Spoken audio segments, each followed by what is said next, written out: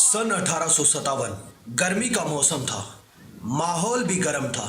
जरूरत थी तो बस एक चिंगारी की, जो मेरठ की छावनी से उठी और पूरे देश में आग की तरह दौड़ गई। इस जंग में हरियाणा भी पीछे नहीं रहा।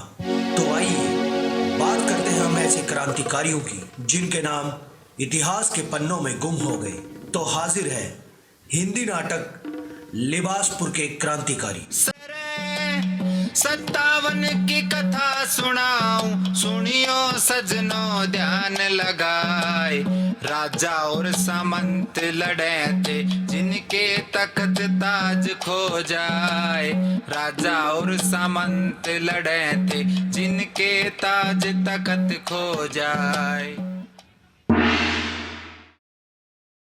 रहम करो सरकार, रहम करो। लगान ना देकर और बागियों के साथ मिलकर छम ने कंपनी के खिलाफ बगावत की है। सजा तो छुम को मिलेगी। इसकी गर्दन उड़ा दो। Now catch and kill him. नहीं सरकार, रहम करो सरकार, छोड़ो सरकार, मुझे माफ कर दो सरकार। नहीं, छोड़ो छोड़ो मुझे, छोड़ो छोड़ो छोड़ो।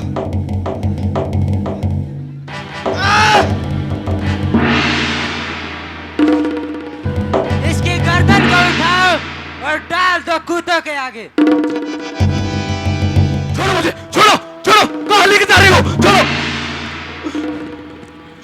रहम करो सरकार, रहम करो। श्रावण और भाद्रपद की गर्मी से इस बार की फसल खराब हो गई। ये थोड़ा सा अनाज लेकर आया हूँ, इसे ही लगान समझ कर रख लो सरकार। इस मुट्ठी भर अनाज से क्या होगा? लगान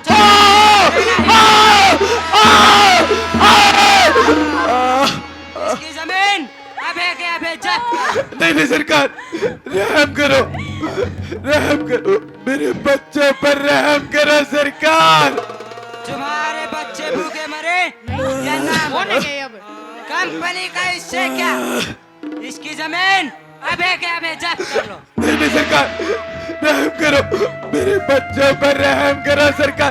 छोड़ो छोड़ो मुझे, छोड़ो।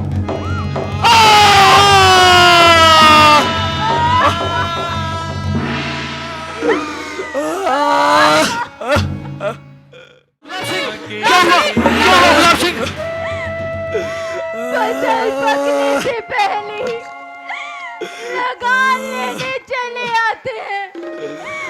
घर में खाना खाने के लिए अनाज का एक दाना भी नहीं है।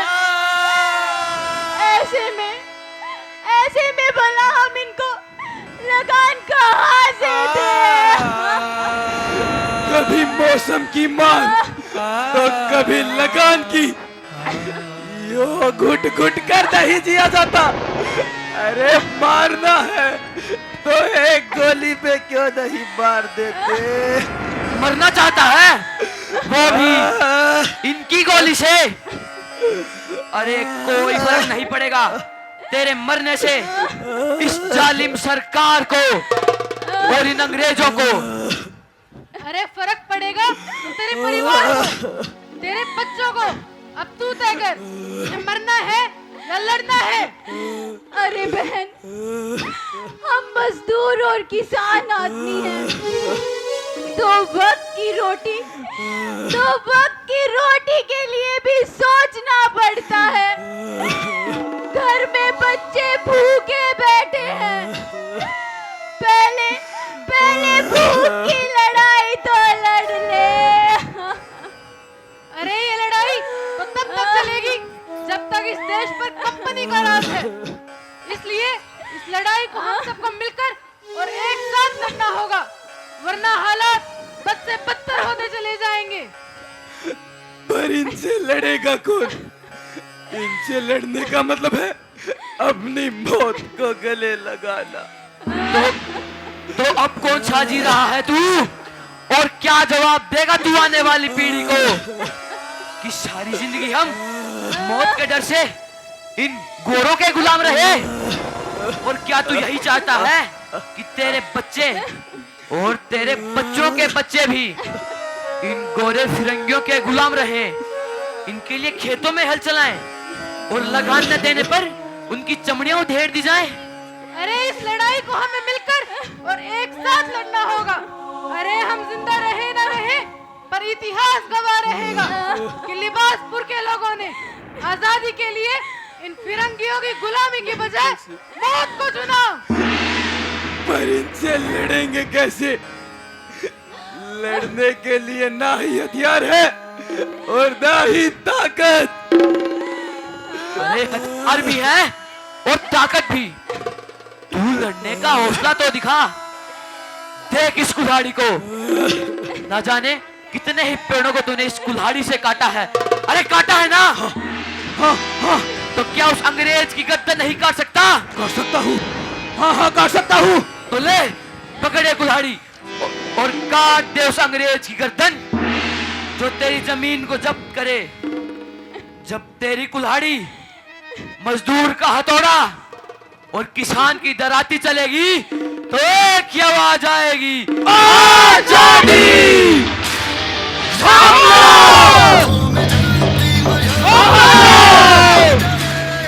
अरे रत्नी बहन, अलीपुर, बहानगढ़, कामी, मुरथल सभी गांवों में बगावत छिड़ गई है।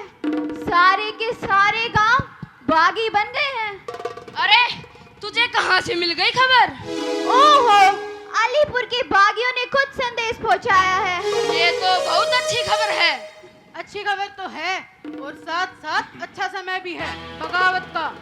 तुम ये खबर लिबासपुर के आसपास के हर क्रांतिकारी तक पहुंचा दो। हाँ, अब आजादी दूर नहीं। इस खबर को आसपास के गांव में पहुंचाएं कैसे? हम पकड़े भी तो जा सकते हैं। बिना योजना के कोई भी कदम उठाना सही नहीं होगा। तो बस बन गई योजना। वो कैसे? अरे देखो, जब ये रोटी एक गांव से दूसरे गांव में पहुंचेगी तो साथ ही पहुंचेगी हमारी योजना, यानी कि जंग की तैयारी, और अंग्रेजों को इसकी भनक तक नहीं लगेगी। ओहो, ये बात तो मैंने सोची ही नहीं। लेकिन ये काम करेगा कौन? अरे हम करेंगे ये काम। पर ये होगा कैसे? ये होगा ऐसे। कल शाम को फिरंगियों का बहुत बड़ा काफिला दिल्ली से निकलकर अंबाला की तरफ बढ़ रहा है। लेकिन उनका मकसद क्या है? अरे बगावत और बागियों को कुचलना। उद्यमी, अगर ये काफिला अंबाला तक पहुंच गया तो हमारे बहुत से क्रांतिकारी मारे जाएंगे। हमको कुछ करना होगा। हाँ, लेकिन ये इतना आसान नहीं होगा। तो क्या इनको रोका नहीं जा सकता? रोक सकते हैं। देखो, ये है भानगढ़, ये है उस गांव का रास्ता जहां से उनका काफिला गुजरेगा, और ये है वो पानी की पुलिया जो आगे से टूटी हुई है। उनका काफिला बहुत बड़ा है, वो यहाँ जरूर रुकेंगे और वही सही वक्त होगा हमले का। बिल्कुल सही। रतिया, तुम पुलिये के बाई तरफ रहोगे क्योंकि दाई तरफ गहरी खाई है, वो भाग नहीं सकते। रामदस और मैं जंगल की झाड़ी में छिपे रहेंगे। रत्नी और रामकली, तुम अन्य सभी क्रांतिकारियों के साथ काफिले के पीछे से हमला करोगी और इस तरह वो चारों तरफ से घिर जाएंगे। हाँ, एक साथ और एक समय हमला होगा तो हम उनके बड़े से बड़े काफिले को ध्वस्त कर देंगे। बिल्कुल कर देंगे, लेकिन सिर्फ योजना से काम नहीं चलेगा। हमको हथियार और ज्यादा लोगों की जरूरत होगी। रतिया, तुम जाकर गांव में ढिंडोरा पिटवा दो। जाओ जल्दी, और तुम सब करो तैयारी। चलो सब, फिरंगी आ गए हैं, हमला!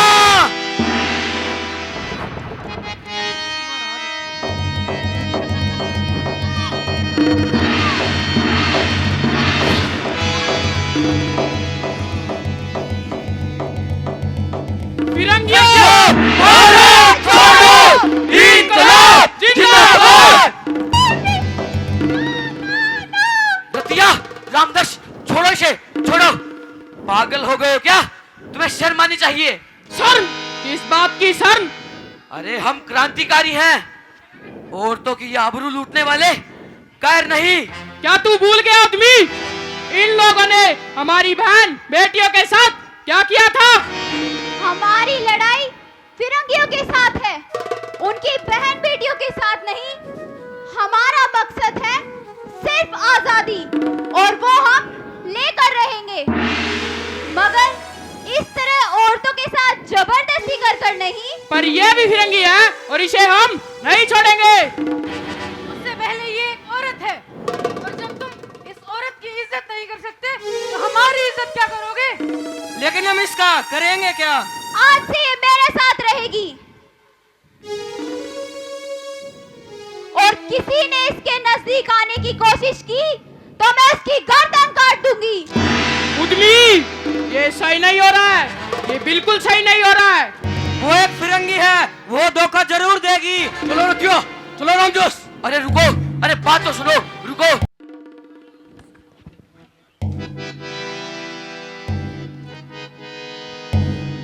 अरे रुको रुको, घबराओ मत, मैं आपको ही ढूंढ रहा था। तुम कौन हो? मैं हूँ सीताराम, रहता हूँ राजधाना गांव। मुझे जैसे ही पता चला कि आप यहाँ हैं, अरे तुरंत चला आया आपको बचाने। तुम्हें पता है तुम्हारे पति को किसने मारा? किसने? अरे सबके सब लिबासपुर के बागियों ने, और उनका सरदार है उद्मीराम।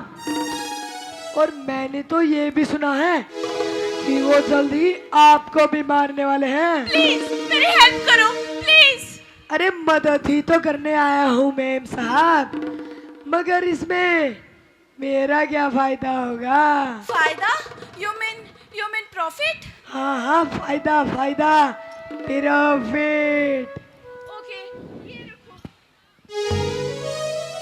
ओके, ये रखो, टेक इट। अरे मेम साहब, ये तो झील से पानी का गिलास भर है, अगर थोड़ा और मिल जाता तो। तुम मुझे पानीपत कैंट तक पहुंचा दो, मैं तुम्हें प्रॉमिस करती हूँ, तुम्हारी उम्मीद से ज्यादा इनाम मिलेगा तुमको। अरे अरे, कहाँ जा रही हो?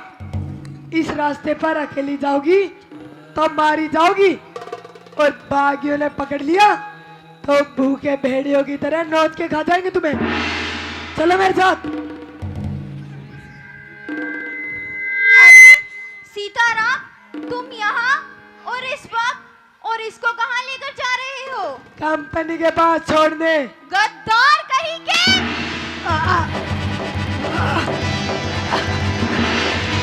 अरे तुम क्या समझती हो, हाँ, कि तुम बच जाओगी? अरे ये क्रांतिकारी किसी के सगे नहीं, मेरा साथ है, इनाम मिलेगा। नहीं, मैं क्रांतिकारियों को धोखा नहीं दे सकती। अरे मुझे जो मिला है मेरे लिए बहुत है। इनाम, ऐसे इनाम पर थूकती हूँ मैं जो क्रांतिकारियों के खून से लदा हुआ है। ऐसा इनाम तुझे ही मुबारक। अरे पागल औरत, अपनी नहीं तो अपने परिवार की ही सोच ले। क्या जरा भी डर नहीं है तुझे अंग्रेजों का? अरे एक बम का गोला तेरे परिवार पर डाल दिया तो सोचा है कभी क्या होगा? अरे लाशों के ढेर बिछ जाएंगे, किसी की उंगली, किसी की टांग, तो किसी की अंतड़ियां। अरे रूह कांप जाएगी तेरी देखकर। और मारने को तो मैं तुझे अभी मार दूं, लेकिन तू मेरी अपनी है, इसलिए तुझे समझा रहा हूँ। ये क्रांतिकारी और ये तेरे साथी, क्या ये तेरे अपने नहीं हैं? अरे कौन सगे और कौन क्रांतिकारी? सभी अपना फायदा देख रहे हैं इस लड़ाई में। किसान अपनी जमीन के लिए, राज्य नवाब अपनी रियासतों के लिए, और सिपाही अपने ओहदे के लिए। और ऐसे में ये सीताराम थोड़ी सी फायदे की सोच रहा है, तो इसमें गलत क्या है? बता। अरे बता तो दिया, मेरे जीते जी नहीं ले जाने दूंगी इसे। अच्छा, तो तेरे मरने के बाद ही सही। नहीं, छोड़ो मुझे, बचाओ। नहीं, छोड़ो। छोड़ो। अरे मैं जान, छोड़ो मुझे, छोड़ो। यूं ही आजादी नहीं मिलेगी। मदद करवाओ दोस्त, पैर पकड़ इसके।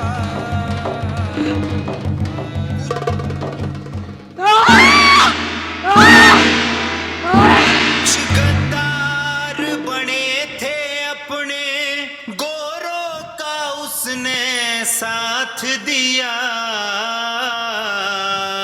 सीताराम नाम था उसका, अपना बगड़ उजाड़ दिया। हाँ मेम साहब, मिल गई आजादी, अब चले। चल। गुलाब सिंह, क्या हुआ? क्या हुआ गुलाब सिंह? सब बिगड़ गया। रामकली भाई मारी गई। राठथाना गांव के गद्दार सीताराम ने उस फिरंगी औरत को अंग्रेजों को सौंपकर हमारे सभी पते ठिकाने फिरंगियों को बता दिए।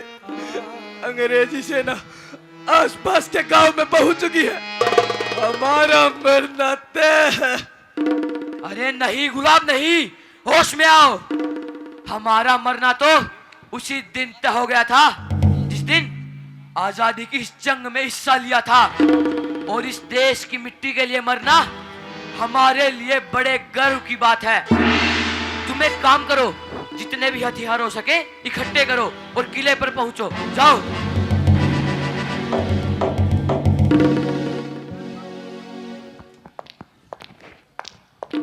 गांव को आग लगा दो, कोई बचना नहीं चाहिए।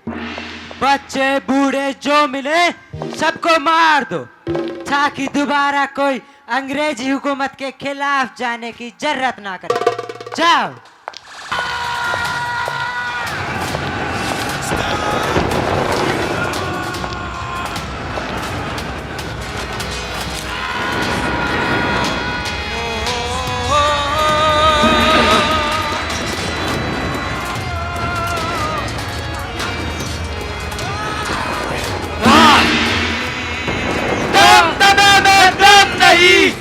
हथियार मांगो जान की, ए जफर ठंडी हुई शमशीर है हिंदुस्तान की।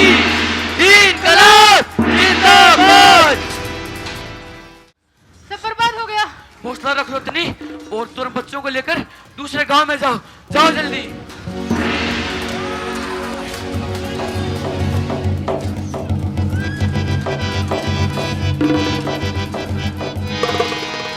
मैं तुमको ही याद कर रहा था उद्मी।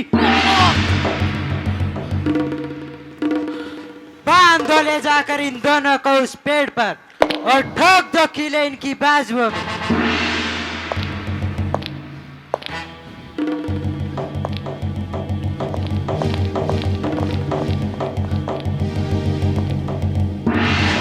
नहीं नहीं। आ! आ!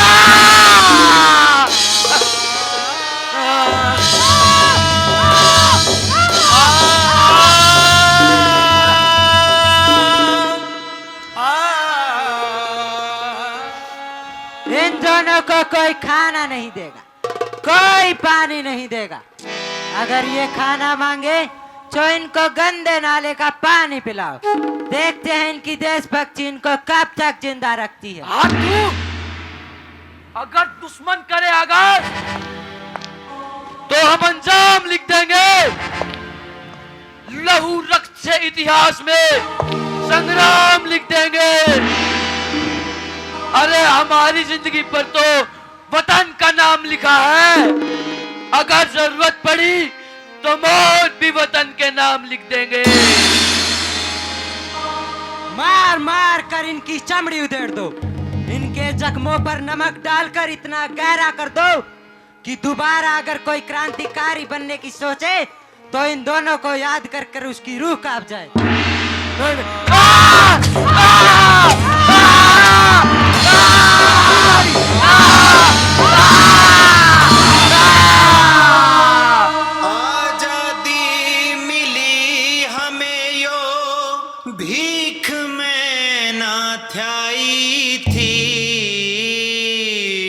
इस खातिर मरे लाल हजारों, बड़ी मुश्किल तय पाई थी।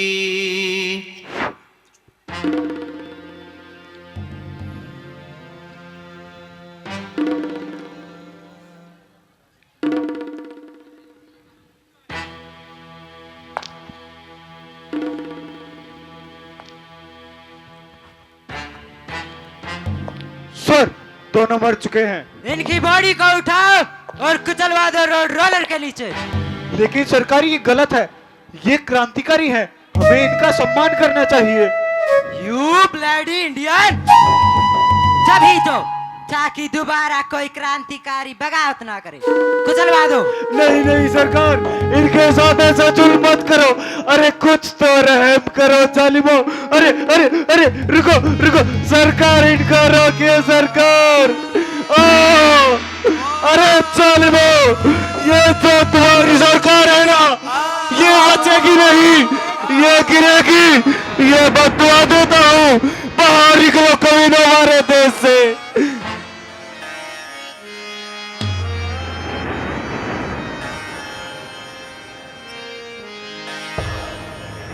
जिंदा रहने के मौसम बहुत है, मगर जान देने की रुत रोज आती नहीं।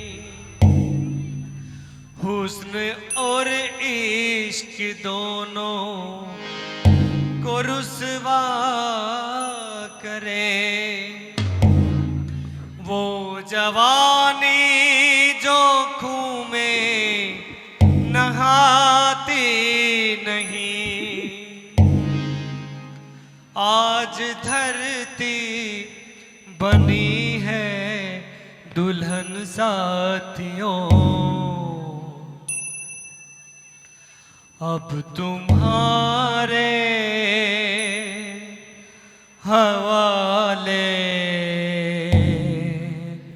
वतन साथियों।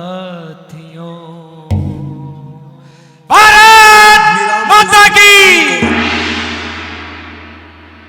मीराम और उसकी पत्नी को राई गांव के एक पीपल के पेड़ पर बांधकर उसकी बाजुओं में कीले ठोक दी गई। 35 दिनों तक रूह को कपा देने वाली यातनाएं सहने के बाद भारत माँ का यह लाल देश और देशवासियों को हमेशा हमेशा के लिए ऋणी बनाकर चिर निंदा में सो गया। लेकिन ये देश का दुर्भाग्य है, जो पहचान इन बहादुर वीरों को मिलनी चाहिए थी वो इन्हें मिली नहीं। लेकिन उदमीराम और उसके 22 साथियों की कुर्बानी हमेशा हमारे दिलों में जिंदा रहेगी। जय हिंद। कतरा कतरा खून दिया था, दी जवानी जुनून दिया था, खड़े अंग्रेज माने नहीं तो गोलियों से भून दिया था। राजनीति से मिली नहीं थी, ना ही खरीदी पैसों से, सौदा लहू के मोल हुआ था। उद्यमी सिंह जैसों से माओ ने गोली खाई थी, बेटे लटके फंदों पर, आजादी की डोली उठी थी कुर्बानी के कंधों पर।